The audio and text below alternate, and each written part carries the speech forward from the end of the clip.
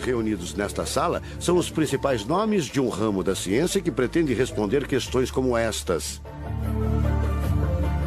Ao contrário do que a gente apregoou por 150 anos, há evidências de inteligência na vida e no universo.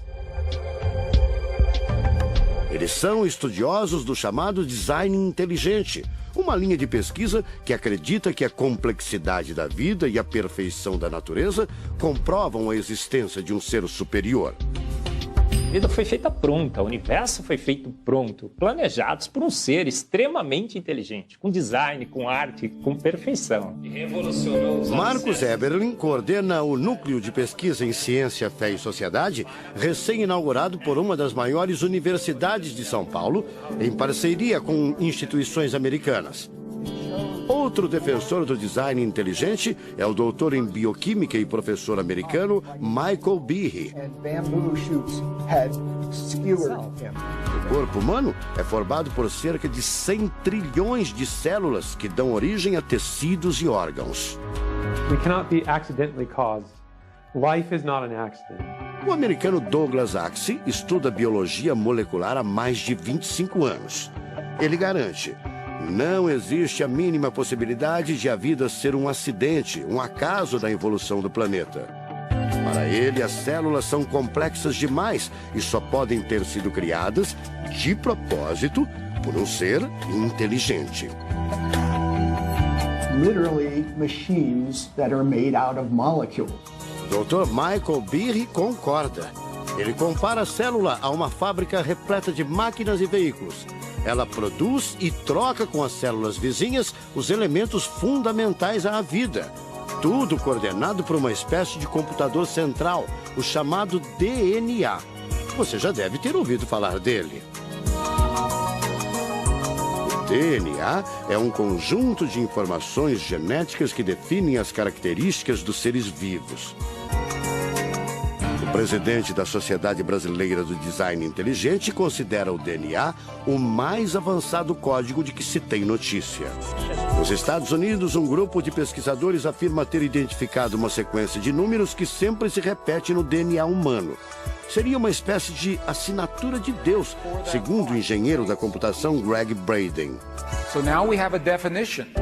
Ao considerar a carga dos elementos químicos do DNA, os pesquisadores teriam identificado o seguinte padrão numérico: 10, 5, 6, 5. Eles então passaram a tentar decifrar esse código e tiveram a ideia de substituir os números por letras hebraicas. Em hebraico, a língua oficial de Israel e que aparece na Bíblia, os números são representados por letras, como explica essa professora israelense. A escrita hebraica é muito antiga. Já tem textos escritos 1000 anos antes da Era Comum. E nesta época ainda não inventaram o sistema decimal dos números que usamos agora.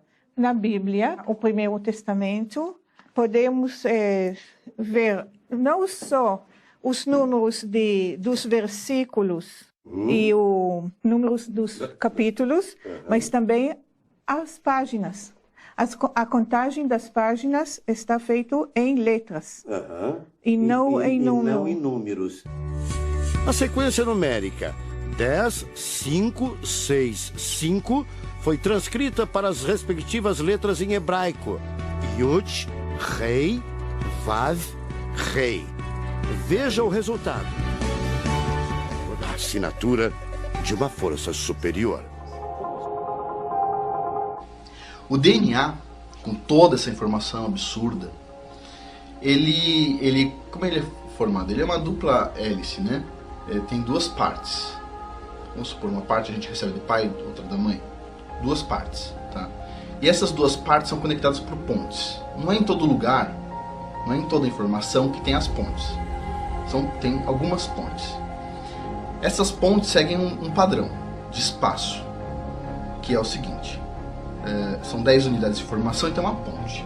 Depois vem 5 unidades com a ponte, depois 6 e depois 5.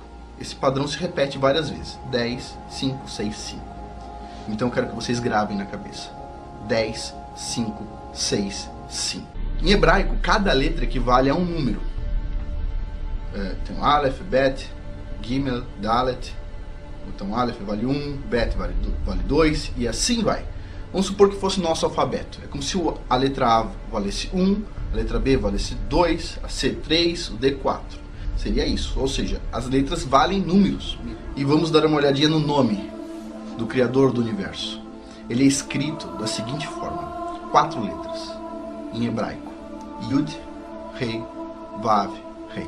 Se a gente usar o nome do Criador do Universo, Yud, Rei, Vav, Rei, adivinha quanto que vale o Yud? 10, Rei, 5, Vav, 6, Rei, 5, Yud, Rei, Vav, Rei. O nome do Criador do Universo é o que une as duas partes da célula de DNA. Foi feita uma pergunta há 2.700 anos atrás. Quem amarrou o mar numa túnica? Quem fixou os limites do orbe? Qual é o seu nome? E qual o nome do seu filho, se é que o sabe? Bem, primeiramente você precisa saber quais são os registros do nome do Eterno no hebraico arcaico. O nome é escrito da seguinte forma: Yod, He, Vav, He, que transliterado se lê YHWH. Nesse momento você deve estar se perguntando como pronunciar um nome apenas com consoantes, e isso iremos te explicar agora. Em Números 6:27 diz: Assim porão o meu nome sobre os filhos de Israel e eu os abençoarei. Observe o nome desses 3 profetas, Isaías, Jeremias e Elias, que no original são Ishaial, Eremial e Elial. Mas espere, notou alguma semelhança na pronúncia desses nomes? Agora vamos voltar ao versículo. Assim porão o meu nome sobre os filhos de Israel e eu os abençoarei. A semelhança entre esses nomes é Yahweh. Sim, este é o nome do Eterno. Vários nomes nas Escrituras foram alterados ao longo da história pelos senhores do mundo. Isso pode parecer um pouco difícil para você, mas esses nomes como Senhor, Jeová, entre outros, não passam de nomes falsos, criados para nos afastarem cada vez mais do Criador. Até mesmo o nome Deus é pagão, pois o mesmo vem de Zeus. Você conhece os judeus? Na verdade, esse povo se chama Yaldim, e não é à toa, pois Din significa povo, sendo assim povo de Yal. Observe que cada vez o nome fica mais claro. Agora veja em Apocalipse 14:1. Tive depois desta visão, eis que o Cordeiro estava de pé sobre o monte Sião, com os 144.000 que traziam escrito sobre a fronte o nome dele e o nome de seu pai. Bem, através desse versículo sabemos que o nome do filho contém o nome do pai. E para confirmar isso, observe em Apocalipse 13:12, a quem vencer, eu o farei coluna no templo de Yahweh, e dele nunca sairá.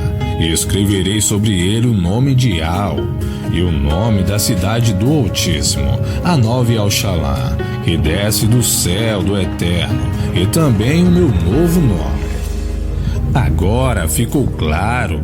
Yal-Shalá, o nome da cidade, contém o nome do pai e do filho Yalcha, pois Shá significa salvação, ou seja, Yal salva. Por isso, de maneira nenhuma pode ser Jesus, pois Jesus tem origem latina, que significa porco, suíno, javali. Uma clara blasfêmia ao nome do Eterno e do seu Filho. Yal, a raiz da fala humana. Observe o choro da criança ao nascer. Até os animais chamam pelo nome de Yal, o Criador.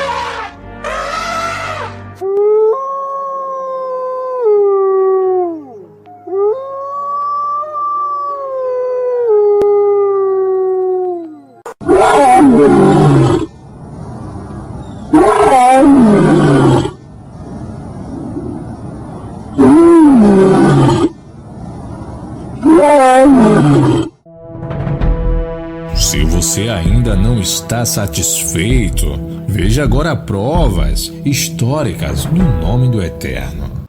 Uma descoberta pequena no tamanho, apenas 1 centímetro de diâmetro e 9 milímetros de espessura, mas gigante no significado. É uma evidência de que a Bíblia tem seus fundamentos históricos reais, verdadeiros. Este é o selo de Ezequias. Análises comprovaram que o objeto tem cerca de 2.700 anos. O selo real funcionava como um carimbo que garantia ao rei a propriedade de bens de consumo tão preciosos naquela época. Também conhecido como bula, esse tipo de selo era usado para autenticar e lacrar documentos escritos em papiro ou pergaminho, que, quando prontos, eram enrolados e amarrados com pequenas cordas. Só então eles recebiam a impressão do anel oficial. O achado confirma a existência de um dos reis mais antigos e famosos da história. O selo traz a seguinte inscrição em hebraico antigo: pertencente a Ezequias, filho de Acás, rei de Judá. A arqueóloga Eilat Mazar, da Universidade Hebraica de Jerusalém, foi a responsável pelas escavações. Ela explica que o fato do selo ter sido encontrado num sítio arqueológico garante a autenticidade. Ele existindo e sendo ali a inscrição, o nome do rei Ezequias, inclusive com sua paternidade, sua filiação, tudo isso é um registro histórico de que Ezequias realmente existiu. Of one of ancient Israel's most famous kings.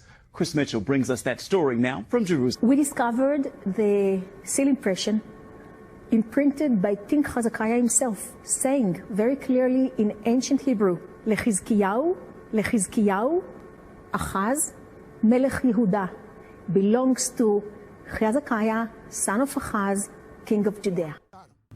E bem no meio, entre as duas rosetas, tem essa inscrição em grego. Tá, consigo ler Iau. Tem isso nos papiros mágicos gregos.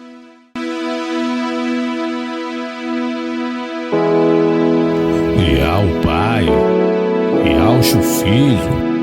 Agora você tem conhecimento dos verdadeiros nomes. Compartilhe esse vídeo com amigos e família.